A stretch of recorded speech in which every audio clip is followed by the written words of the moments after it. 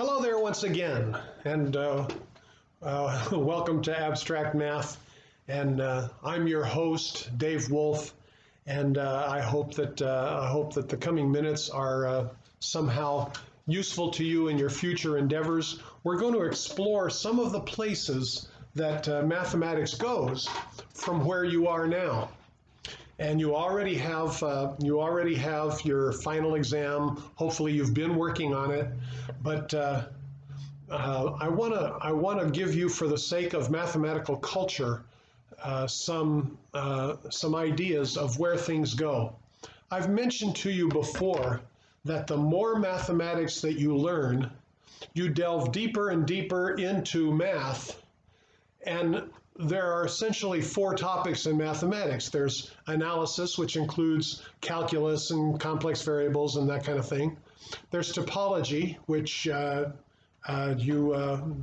may not know very much about, but you know some about. You know De Morgan's laws, you know some set theory, you know the difference between an open interval and a closed interval. It goes way deeper than that, and I hope you get a chance to take it someday, possibly in grad school. And then there is algebra, which has to do with groups and rings and fields. You know a little bit about fields. We've talked a little bit about rings. We're going to talk more about them.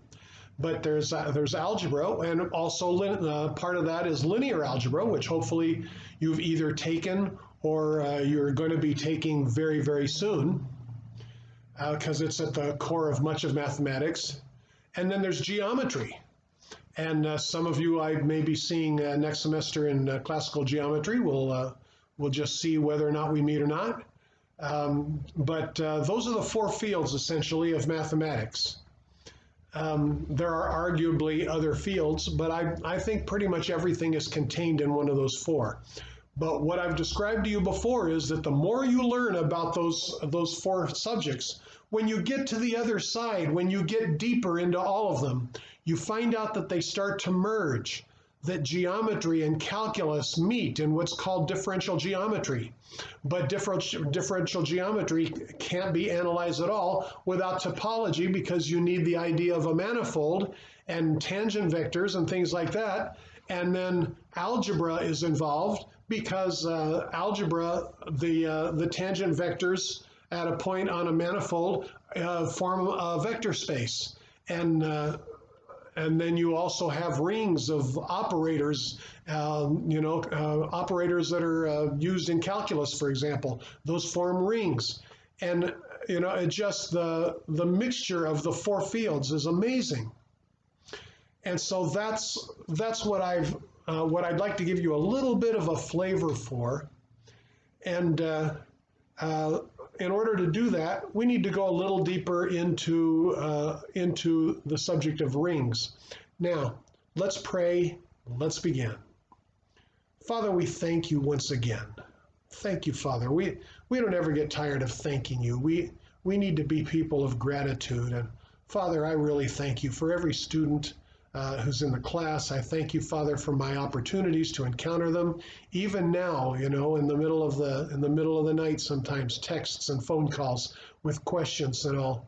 And Father, now that we're closing in on the end, I ask that each student finish well. I ask, Father, that they took my warning at the beginning of the semester literally, and they really applied themselves, that there's no excuse that anybody would not get an A, because I was infinitely available during the semester, and I'm still available to answer questions, except on the final.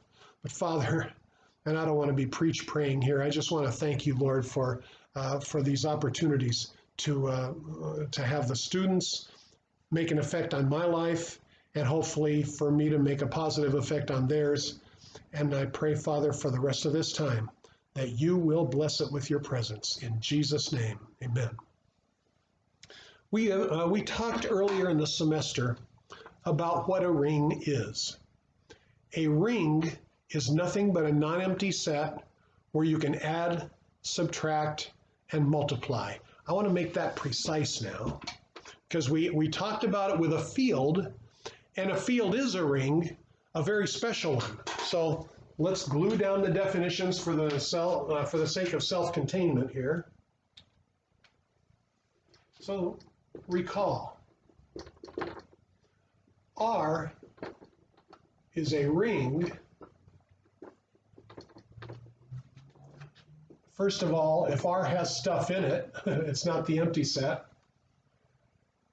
Now this R doesn't stand for the real numbers. The real numbers, I put a second bar in here, right? This is just any old set R that's not empty. And R is closed under two operations.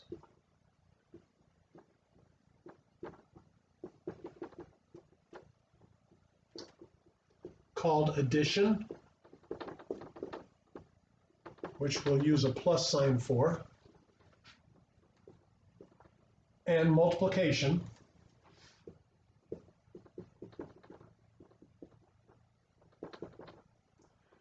which we'll use a dot for sometimes, or just laying them next to each other. So the usual way of showing multiplication, putting a dot between them, or by juxtaposition, just laying them next to each other.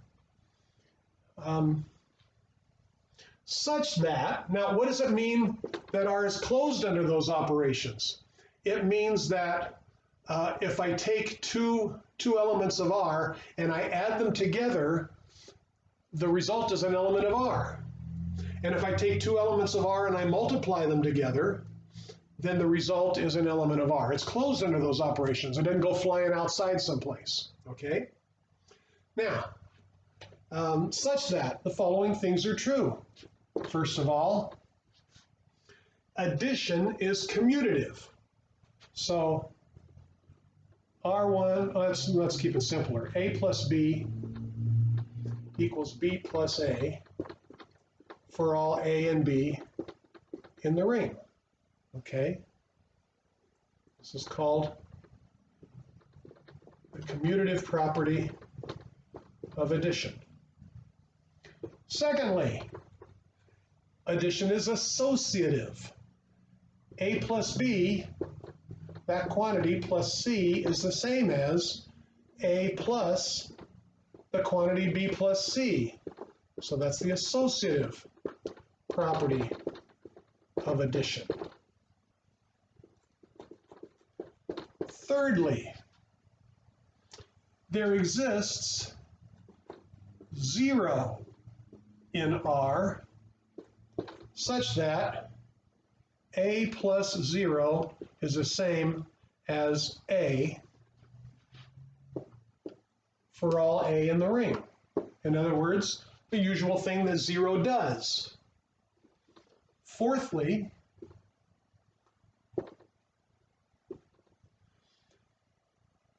for every A in the ring, there exists a negative A in the ring, such that the sum of those equals 0, and we write it more succinctly as A minus A equals 0. So now we've invented a subtraction. Okay, number 5. Let's bring multiplication into the picture now. Multiplication is associative. A times B, that quantity, times C is the same as A times B times C. And that, of course, is I'm not going to keep writing for all A, B, and C in the ring. That's true for all those values. Number 6, the distributive laws. A dot, A times B plus C. Now this is a miraculous law. Let me write it down. This particular law means that the multiplication and the addition have to talk to each other. And this is how they communicate. Excuse me. They communicate using the distributive law. Now, in ring theory, that's really not so much magic. There's more to it, but you know me. I want to sit down and tell a story. There's more to it in a field called linear algebra, when you take linear algebra, you're going to have the a coefficient that gets multiplied by the sum of two vectors. So the coefficient, excuse me, I moved you. That's amazing. The coefficient might be a real number, but then B and C might be vectors, so maybe ordered pairs or ordered triples or ordered 17 tuples, okay? And what this property would say with a vector space is that the coefficient times the sum of the two vectors is the coefficient times the first vector plus the coefficient times the second vector. That's a magic thing when you're mixing two different structures: the vector space structure and the ring structure, the field structure. And it gets much cooler than that, and you'll discover that when you take linear algebra as well, which I hope you all do. It's a very good course. But notice something about the multiplication. Addition is commutative, addition is associative, multiplication is associative. Did I say anything about the commutativity of multiplication? No, because not all rings have a commutative multiplication. So that ain't in here. So that means I've got to worry about what side I multiply A by. So there's a distributive law on the other side too, that A plus B times C is equal to A times C plus B times C.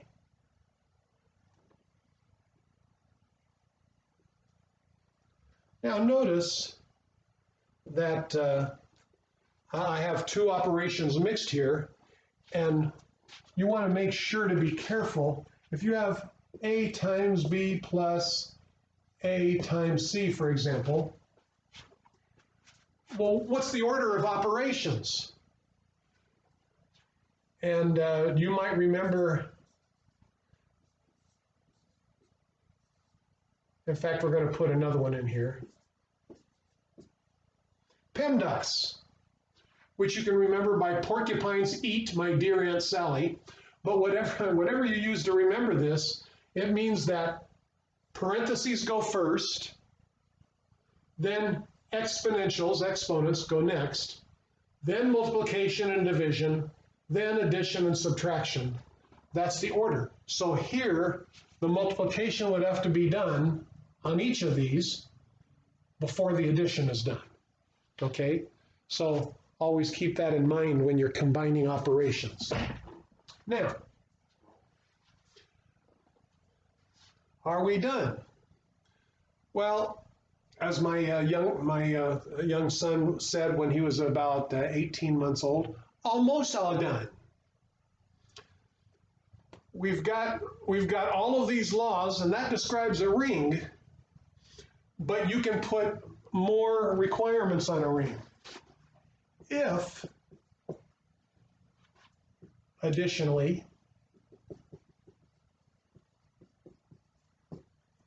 A times B equals B times A for all A, B in the ring. So additionally means all of those properties are true too. We say that R is a commutative ring.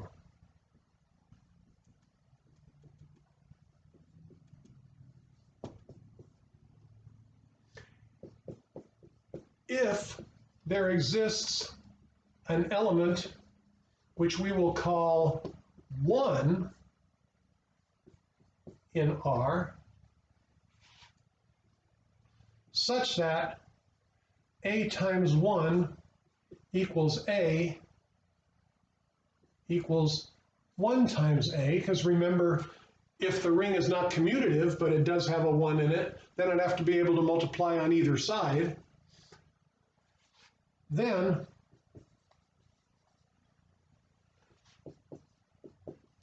R is called, nothing magic about this one, a ring with one. A ring with unity or a ring with one. Okay? Now, examples.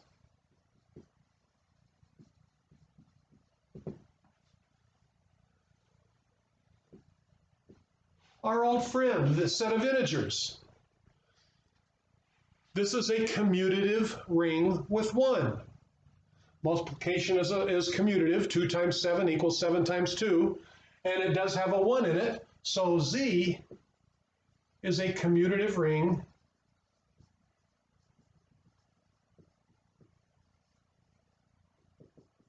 with 1. Okay.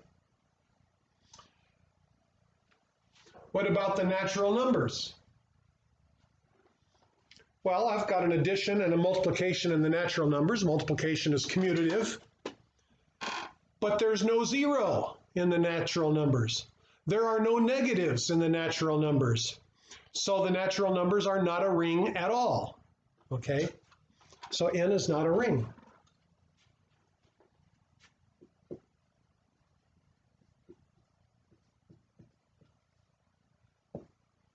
If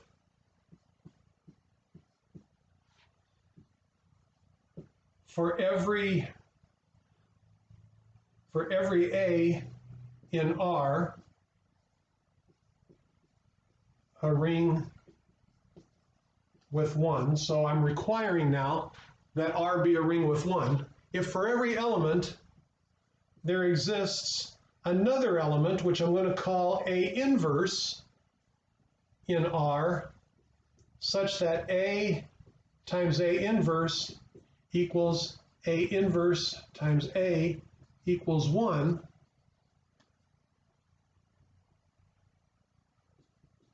if A is not 0. So you could put it here, if for all A not equal to 0 in R, this is true, or you can put it afterwards, but A cannot be 0 because you can't invert 0. They told you that in 4th or 5th grade, you can't divide by 0. So if every non-zero element has an inverse, we call R a division ring. It should be pretty obvious what the reasoning is behind that, because it's a ring that has division. I can reciprocate everything. All right? And then you're very familiar already with the next step.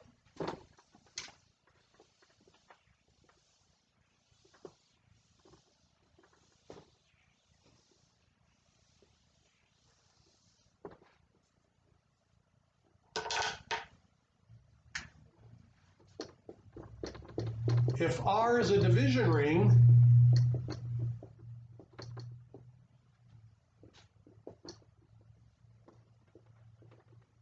and multiplication is commutative,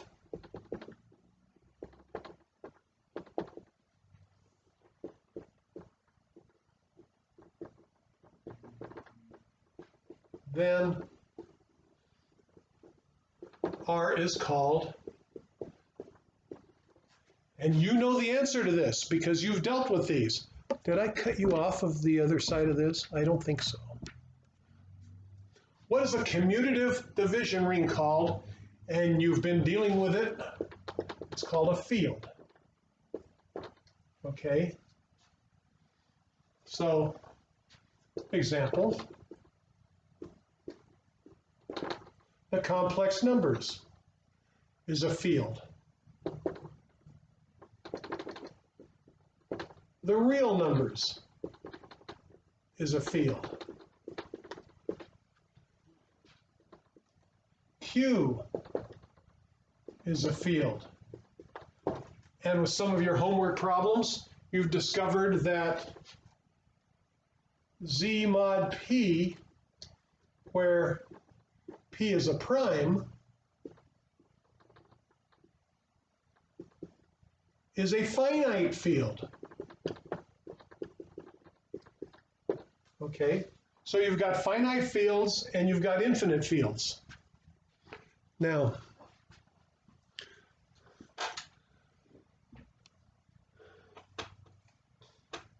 suppose that you have a field that contains the integers, okay? And what you'd like to do is you'd like to say, well, what is the smallest field that contains the integers? It's easy to imagine. It's not actually too difficult to construct. But the smallest field that contains the integers is a set of rational numbers. It's Q, because in order to be able to divide integers that are not zero, you have to be able to form fractions of integers. And that's exactly the set of rational numbers. But as we've talked about before, you have situations where a field doesn't really satisfy your needs if your need is solving equations. Now with the rational numbers, you can satisfy an equation like 3x plus 2 equals 0, because x is just equal to, take the 2 to the other side, 3x equals negative 2, so x is equal to negative 2/3. I mean, it's pretty easy to do those. So you can solve that type of equation and still stay inside the rational numbers. But if you have a simple little equation like x squared minus 2 equals 0, sorry, my knee just made me very unhappy for a second. X squared minus 2 equals 0, there is no rational number that solves that. That was one of the first things that we proved this semester, that the square root of 2 is an irrational number. And now you know a very simple way of proving that. You just use the rational roots theorem, and it's a one-line proof. But there are some times when you need additional elements to be able to solve equations. Now, suppose that you want to solve the equation x squared minus 2 equals 0. You want to take the square root of 2, and you're really happy with the rational numbers, but you need to be able to have that square root of 2 in there. Well, then you can form a new ring, and it actually turns out to be a field itself.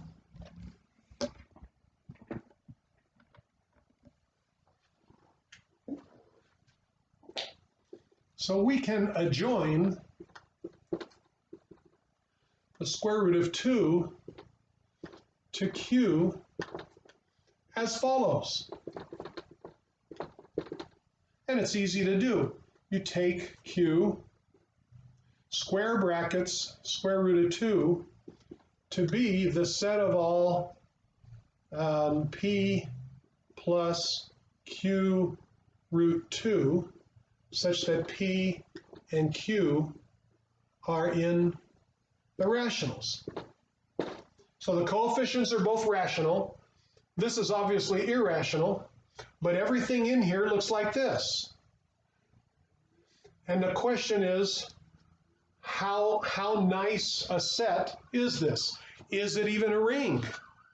The answer is yes, it's a ring. Because if I take two of these little beasties, if I take P plus Q root 2 and I add it to A plus B root 2, then I'm going to get P plus A plus the quantity Q plus B times the square root of 2, and so it's closed under addition. It's closed under multiplication. Because if I take, so it's closed under addition. That one's pretty obvious. It's closed under multiplication.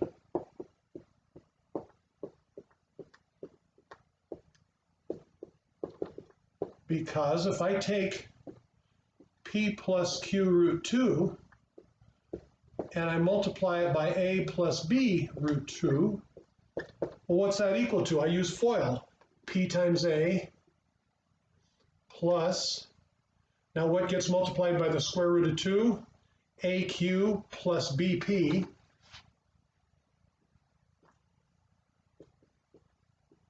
That's all multiplied by the square root of 2.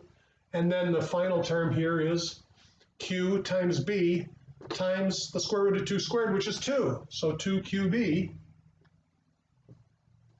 And so that's equal to, let's combine like terms, PA plus 2QB plus, and then this other thing that's multiplied by the square root of 2. Now, question is this element in here? And the answer is yes, because it's a rational number plus some rational number times the square root of 2. So this lives in our new ring. So it's closed under addition, it's closed under multiplication. Subtraction is obvious, you just take the negative of both of them, minus p minus q root 2. There's a 0, 0 plus 0 root 2. So everything is satisfied. The distributive laws work, everything works, and it's commutative. So q with a square root of 2 is a commutative ring with 1. 1 is 1 plus 0 root 2. So it's a commutative ring with 1.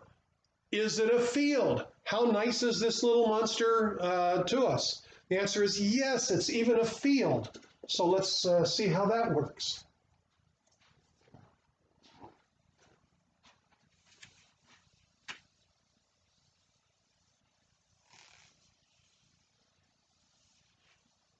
We need to invert any non-zero element.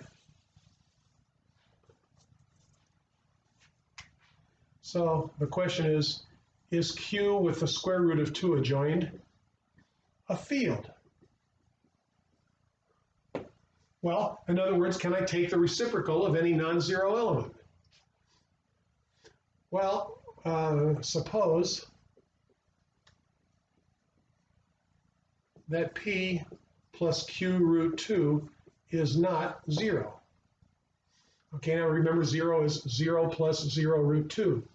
Suppose this isn't that. Then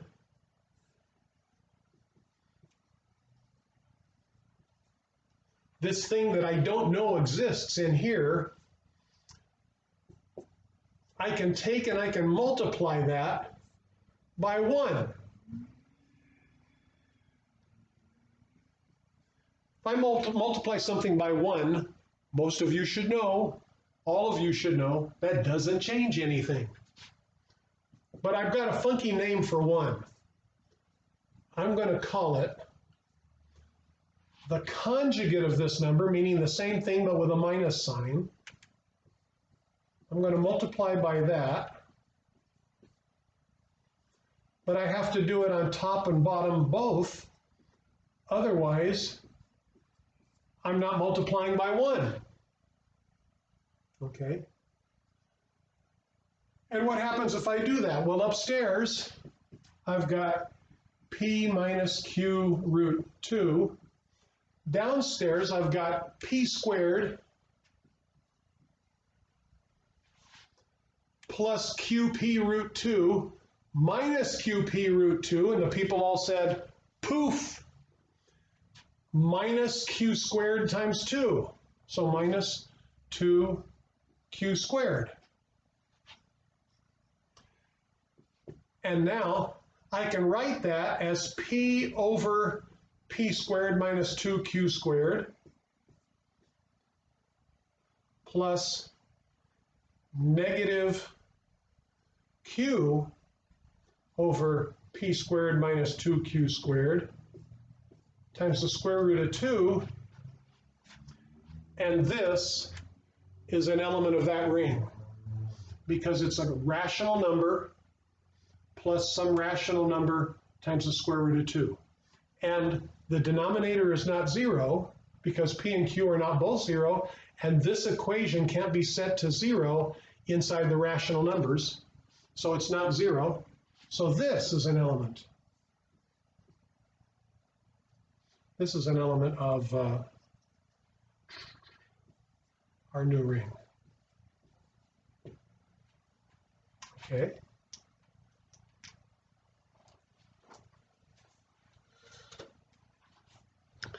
Now,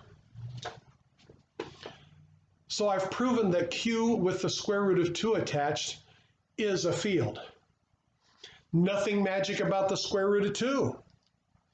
I can take a square root of something else, a cube root of something else, a 17th root of something else, and I can adjoin that to the rational numbers as long as I adjoin all of the powers that are necessary to make it closed under multiplication and all. I can do that and continue to get fields. Then, as I take a step up, we've got the real numbers. The real numbers, of course, is the number system we've been working with during the entire semester. The real numbers we know very well form a field. We've been dealing with their properties. But even in the real numbers, there's a simple equation that you cannot solve in the real numbers, namely, x squared plus 1 equals 0. You can't solve that with real numbers.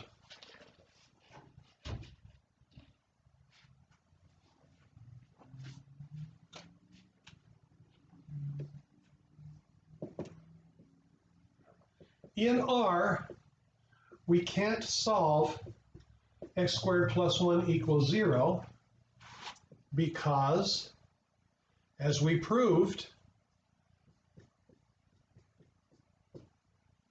the square of any real number can never be negative 1.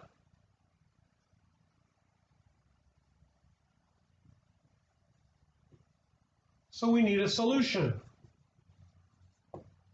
Now, in mathematics, you generally cannot be satisfied with saying, well, there's no solution. That's the end of it. There ain't an answer.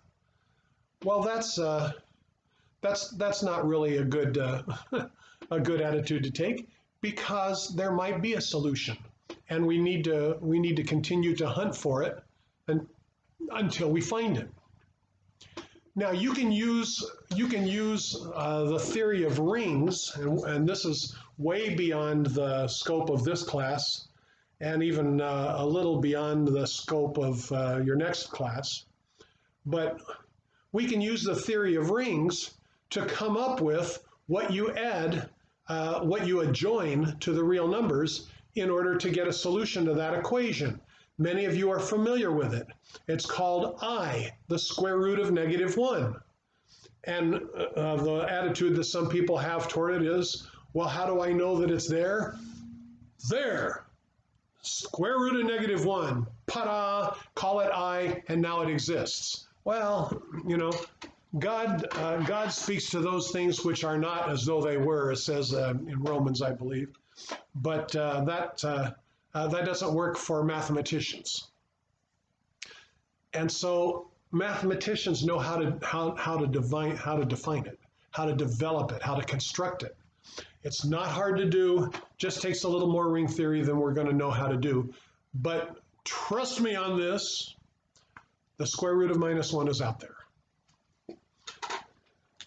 The I stands for imaginary, and I'm really unhappy about that name because it's not imaginary. There it is.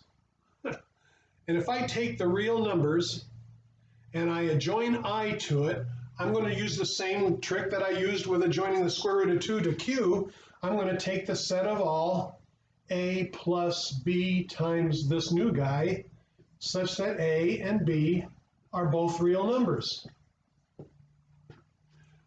This is closed under addition for the very same reason that this was closed under addition, because I do the addition component-wise. The so-called real part, because it's part of the real numbers, and the so-called imaginary part, hate that name, but the same properties of addition cause this to be closed under addition and subtraction, by the way. The negative of A plus BI is minus A minus BI.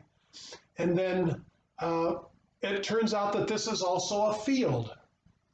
And I use the same trick to show it's a field that I used in Q of the square root of 2. Namely, if I want 1 divided by A plus BI, if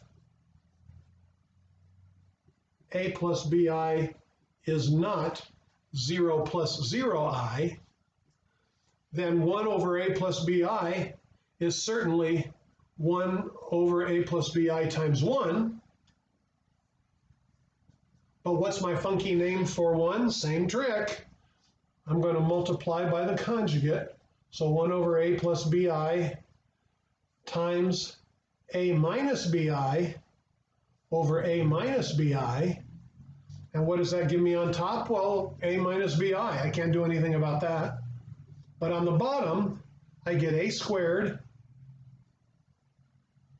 minus a plus abi minus abi, and the people all said, hopefully you got it that time, then minus b times I squared. But what's I squared?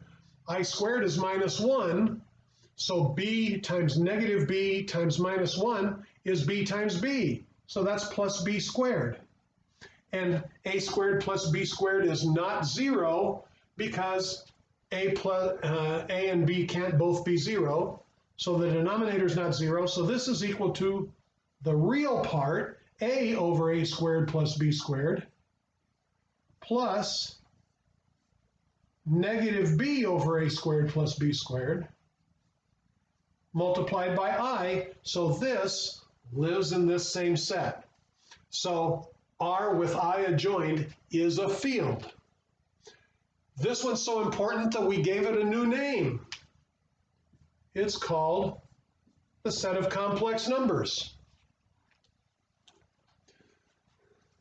Now, remember that the real numbers got developed because we needed to be able to solve equations with rational coefficients, and there were other problems.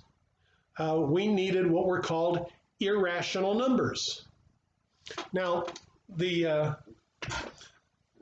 I'm going to reiterate something that we've talked about in the past, but I think it's important enough to you to be able to reiterate this yourself.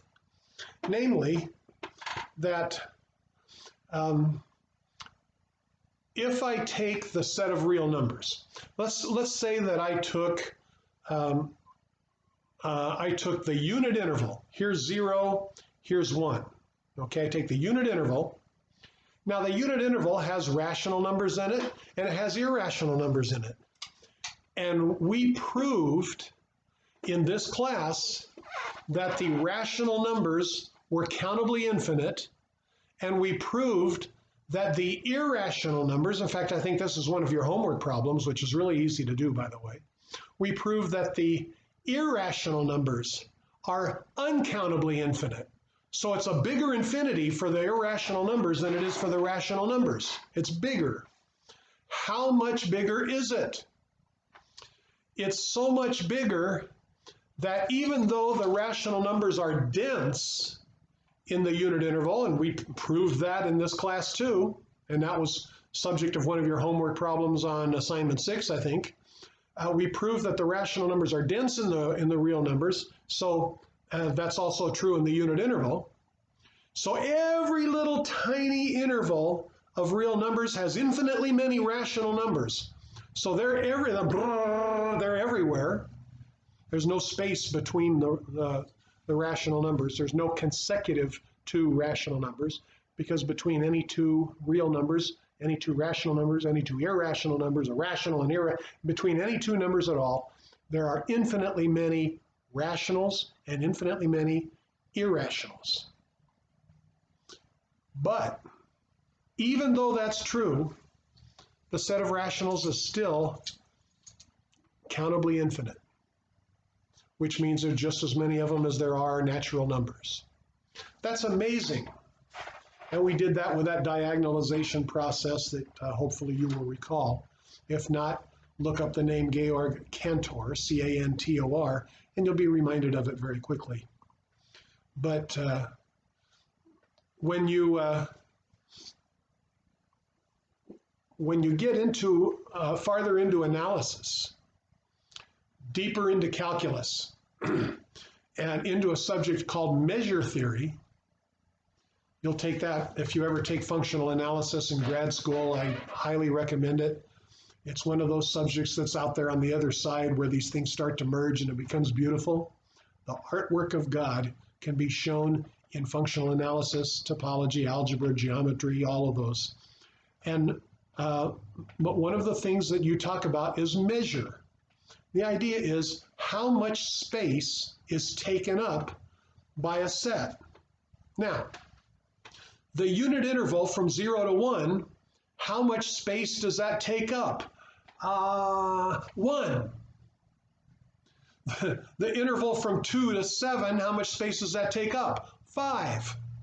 That's how much space it takes up in the real numbers. Now, you can talk about how much space is taken up in all sorts of different sets. In Euclidean space, R17, how much space is taken up in a set of continuous functions on a real interval, how in a topological manifold, how much space is taken up, all sorts of things. But how much space is taken up in the unit interval? 1. The unit interval is divided into the rational numbers between 0 and 1 and the irrational numbers between 0 and 1. Both of those sets being dense in the interval from 0 to 1, but the irrational numbers, guess how much of that space is taken up by the rational numbers? The answer is 0 of it. 0 of it. And that's easy to prove using baby calculus, that the rational numbers take up no space whatsoever. Well, if all the numbers between 0 and 1 are either rational or irrational, then how much space is taken up by the irrationals? The answer is all of it. 1 is taken up by the irrational numbers. Now, it gets even more interesting because obviously ring theory doesn't stop with how far we've gone. It just begins. You started to ignite a match. Now you're ready to take the match into a building full of dynamite and explode the sucker and get into some real mathematics. Let's consider the fact that let's go back to the rationals, okay? The square root of 2 solves an equation whose coefficients are rational. The equation obviously being a squared minus 2 equals 0. So a is plus or minus the square root of 2. Both of those guys live in here. So the square root of 2 is what's called an algebraic number because it satisfies an equation, a polynomial, whose coefficients are rational numbers. Now, the number I is algebraic over the real numbers because it satisfies a simple little polynomial whose coefficients are real numbers, namely x squared plus 1 equals 0. I satisfies that, and so the fact that it satisfies a polynomial with coefficients in R makes it an algebraic number. But there are other numbers in the real numbers. Pi, e, lots of other numbers that are irrational numbers, like square root of 2. Well, like the square root of 2 is irrational, and the square root of 17 is irrational. But the algebraic numbers, as many as there are, square root of 2, square root of 3, square root of 5, square root of 6, square root of 7, square root of 8, square root of 10, all algebraic numbers, they all satisfy polynomials whose coefficients come from the real numbers, for example, from the rational numbers, I mean. They're all algebraic numbers. And most of the irrational numbers that we can think of fall in that category. Those are called the algebraic numbers. They satisfy polynomials whose coefficients are in the rationals. Well, there are numbers like pi and e and numbers like that that are not only irrational, but they do not satisfy any polynomial equation with coefficients in the rational numbers.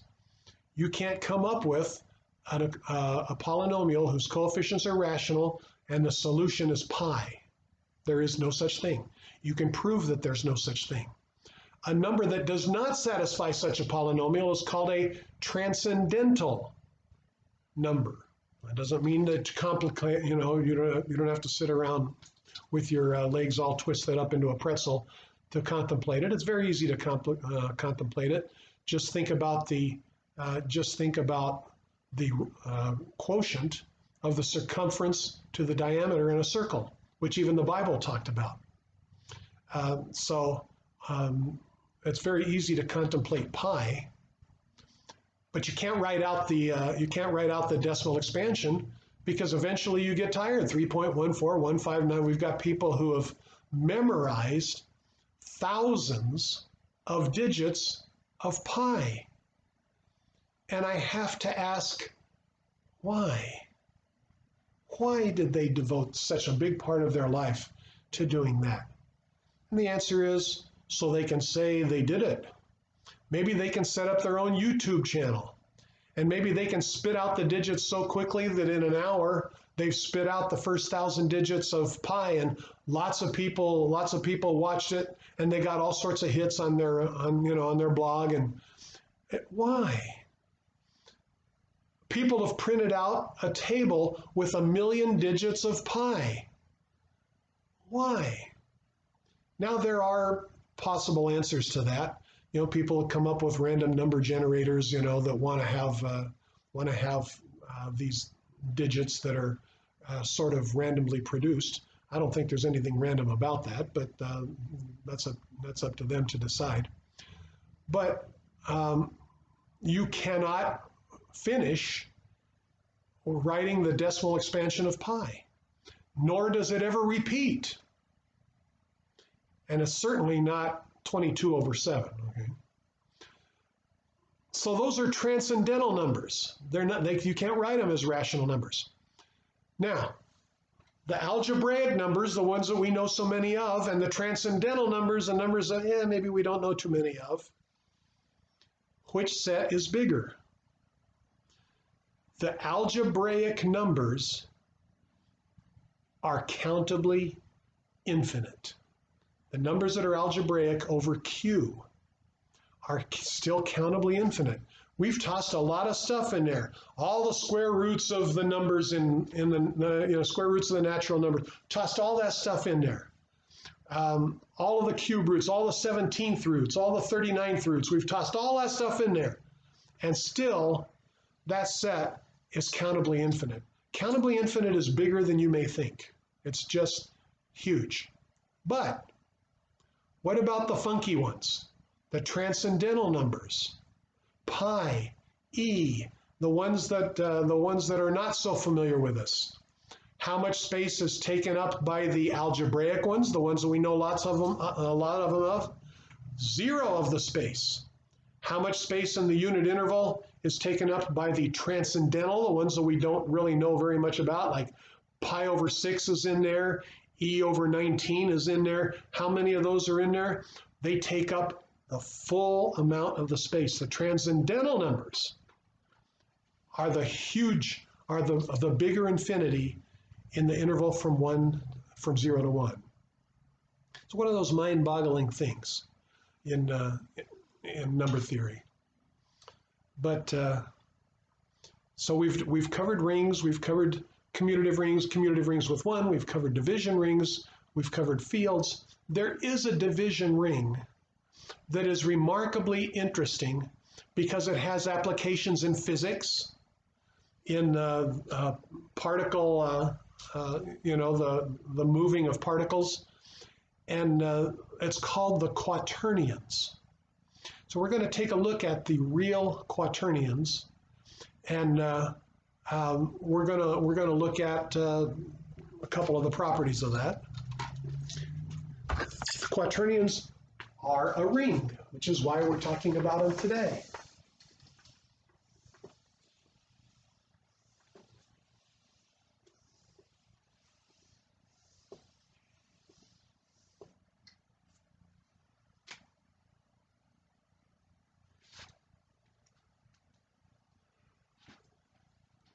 suppose I squared equals -1, like it did over there. And suppose, now remember, math doesn't know the alphabet. There might be some other number whose square is -1. As a matter of fact, -I is a number whose square is -1. But suppose that j squared equals -1. And suppose that k squared equals -1. And suppose that I come up with a way of multiplying these little monsters together. Suppose further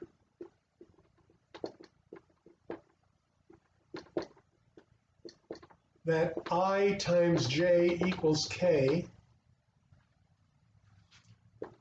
that j times k equals I, and that k times I equals j,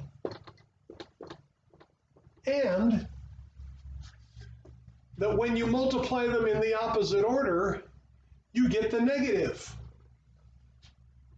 J times I equals k, equals -k. K times j equals -I, and I times k equals -j. Just suppose that that's correct. Now, for some of you, especially those who have taken some more advanced calculus classes, some of you are already picturing that coordinate system, where if you take the cross product of a couple of vectors, then you get a normal vector. But if you take the cross product in the other order, you get the normal vector in the other direction. That's very similar to what we're talking about here. So this is actually something that has real world application. Okay. So suppose that all of those are true, and define the quaternions, which I'm going to call by the letter H for quaternion. No, H actually for the founder, Hamilton. But define H to be the following set. The set of all A plus BI plus CJ plus DK, such that A, B, C, and D are real numbers. Okay? Can I add two of these things together? Yes. Can I subtract them? What's the negative of one of these things? Obviously, -A, -BI, -CJ, -DK. Everything has a negative. There's a 0. 0 plus 0i plus, okay, you know how that goes. So everything has a negative. There's a 0. It does satisfy the distributive laws. This thing is a ring. Furthermore, it's a division ring. It has a 1 in it. 1 plus 0i plus 0j plus 0k. So it has a 1 in there. So it makes sense to talk about division. So furthermore,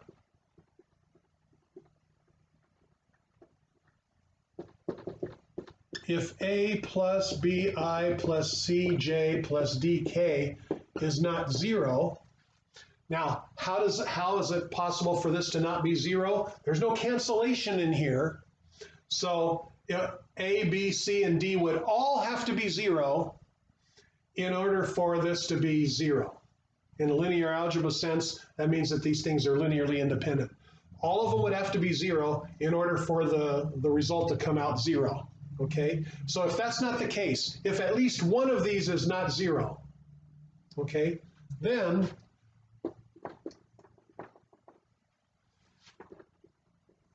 one over A plus BI plus CJ plus DK is certainly 1 over that thing times 1.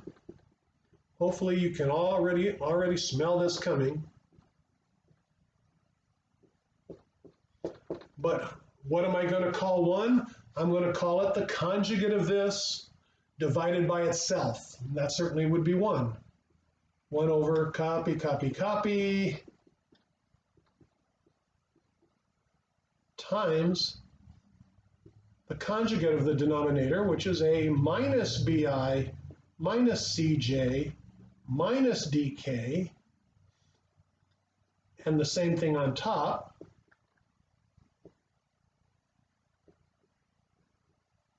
Okay. And now, how do you do the multiplication? Well, you FOIL, right? Up on top, you can't do anything about what's on top.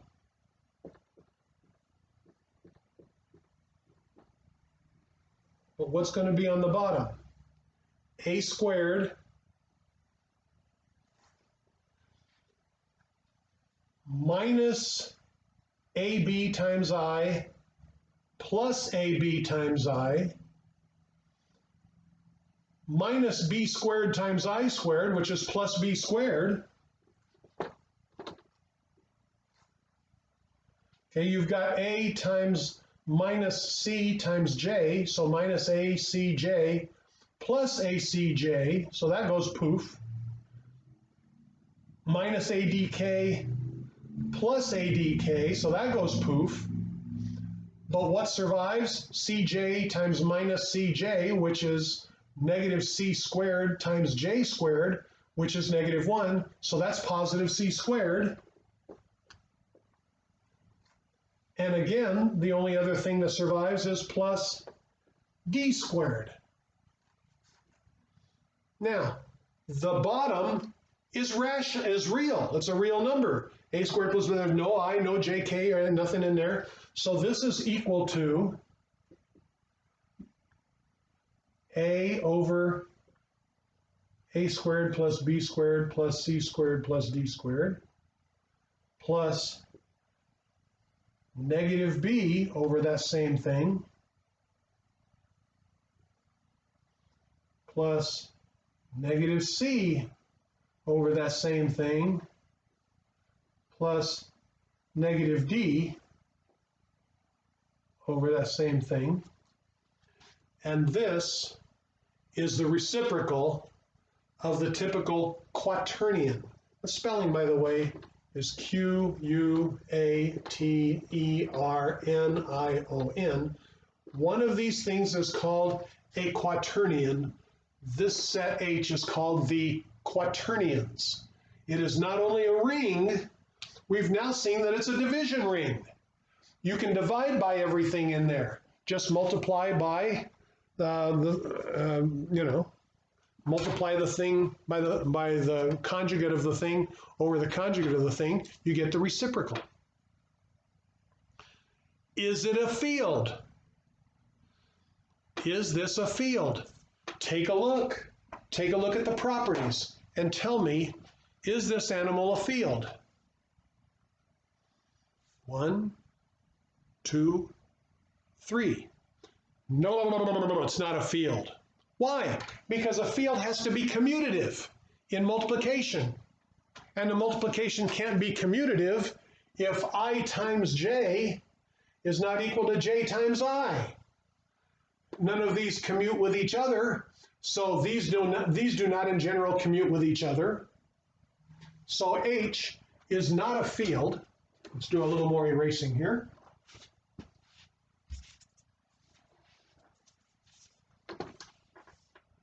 I don't want to erase on this side. Let's erase on the other side so you can finish thinking about that.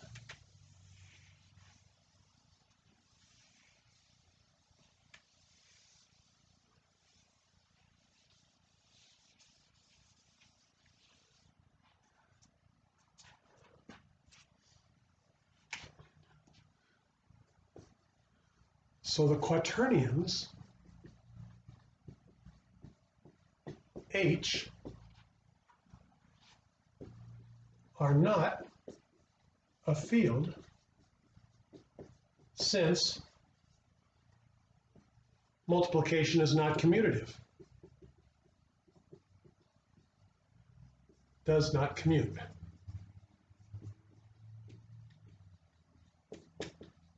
Okay. I times j doesn't equal j times I, et cetera, et cetera. Okay. So H is a division ring, and that's the most we can say about it.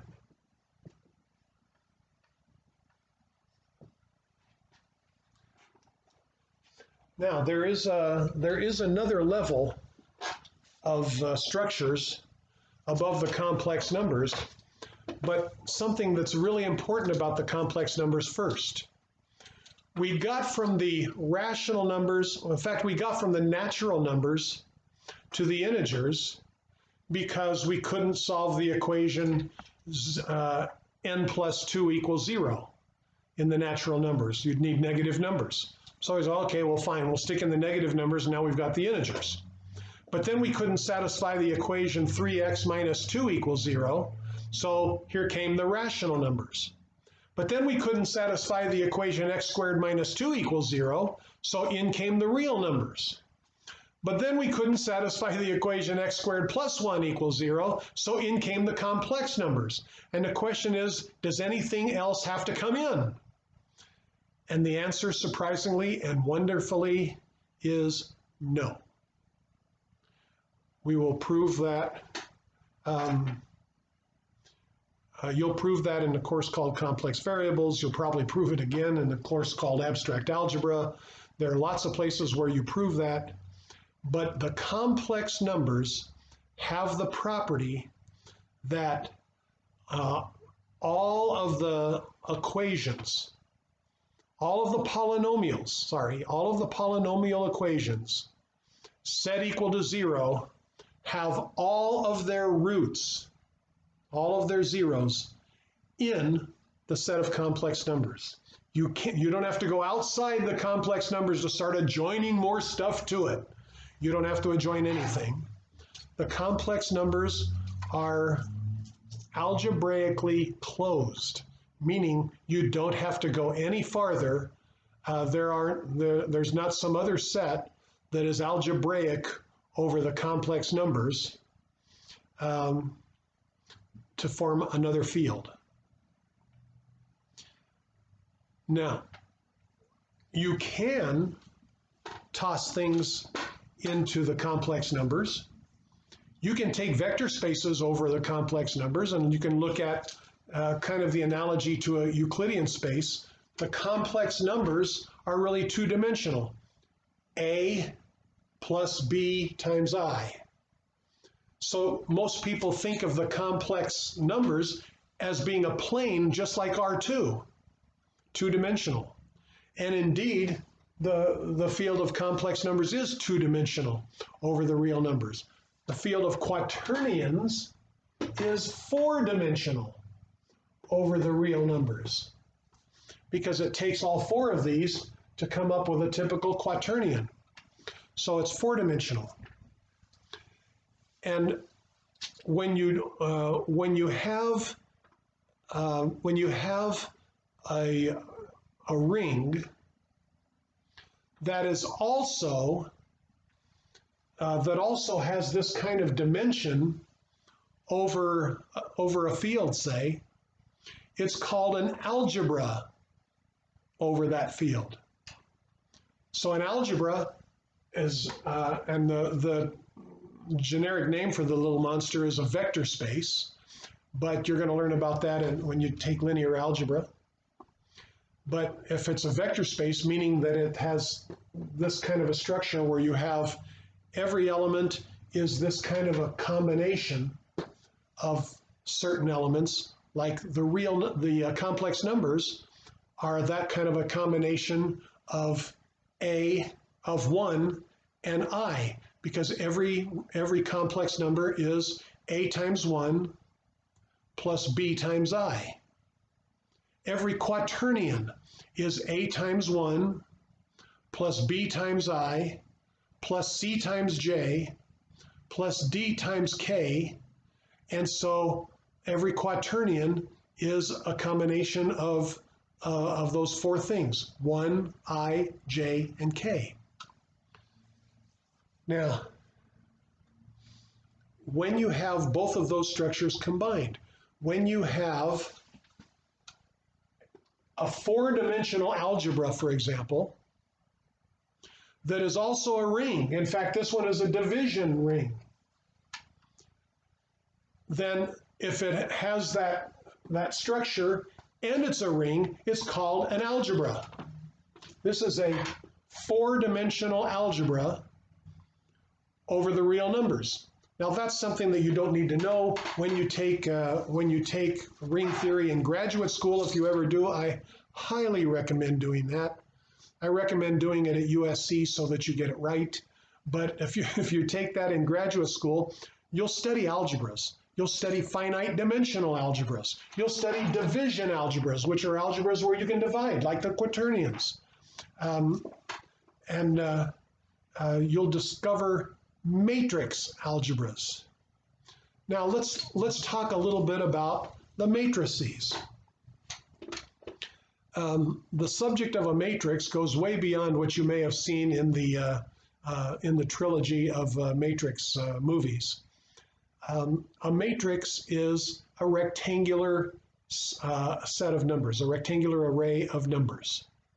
And that's all there is to it. It has rows, it has columns. So let's make a definition.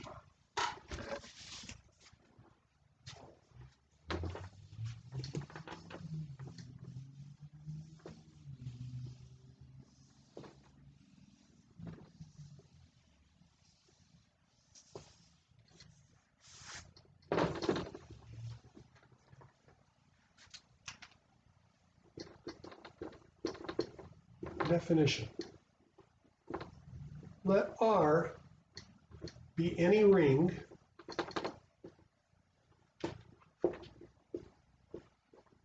then script M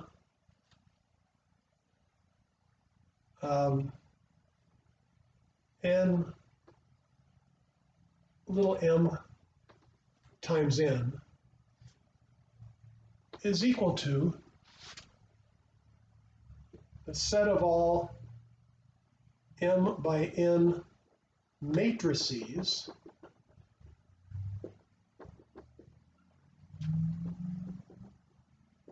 with elements in R. And this, of course, I'm going to put the R in there because you get a different set for any different ring, which is equal to the set of all things that look like A11, A12, out to A1n, A21, A22, out to A2n. I'm going to put this in parentheses. And we're going to go all the way down to the last one, which is AM1, AM2, all the way out to AMN, such that all of the AIJs live in my ring. So it's just laying these things next to each other in a rectangular pattern. So for example,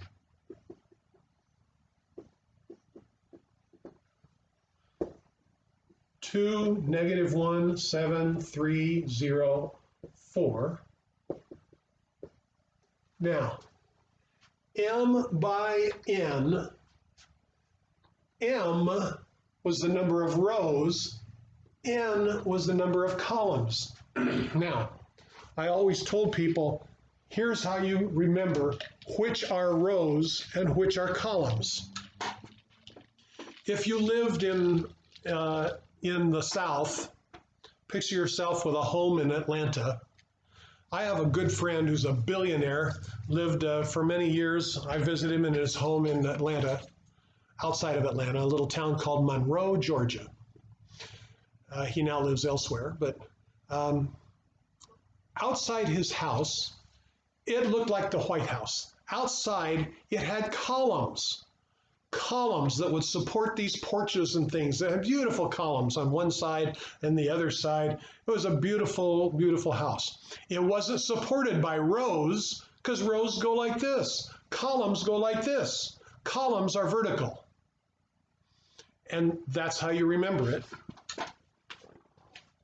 So it has 2 rows and 3 columns, And rows always come first.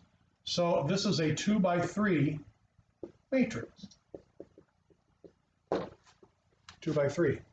Whereas if I have 7, 4, 2, negative 6, 5, 1, this is a 3 by 2 matrix because rows always come first, and it has 3 rows. It has 2 verticals, 2 columns. Okay? Now, why am I bringing these little monsters up when the subject has been rings? And the answer is, I can actually form rings with certain matrices. Now, I can't do it all the time, but I can do it a lot of the time. So, when can I do that? Well, addition is no problem. If I take a couple of matrices that are the same size, both of them are 2 by 3 matrices, 2 by 3 matrices.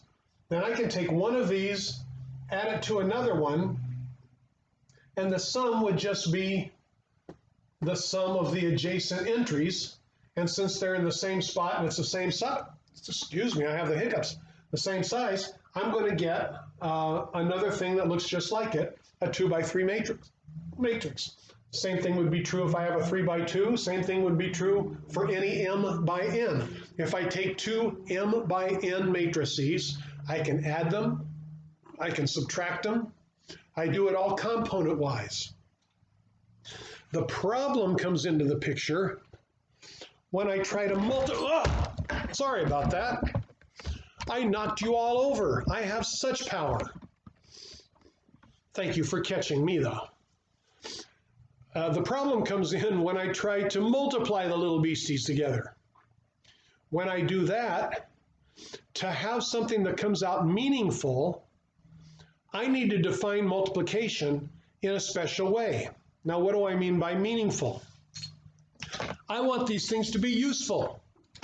I want to be able to solve important mathematical problems in physics and engineering and astrophysics and chemistry. I want these matrices to help me solve problems. I want them to help me solve sets of linear equations. I want them to help me solve differential equations. In order to do that, there's a very special multiplication of matrices that works. And we're going to talk about that next time. So, adios.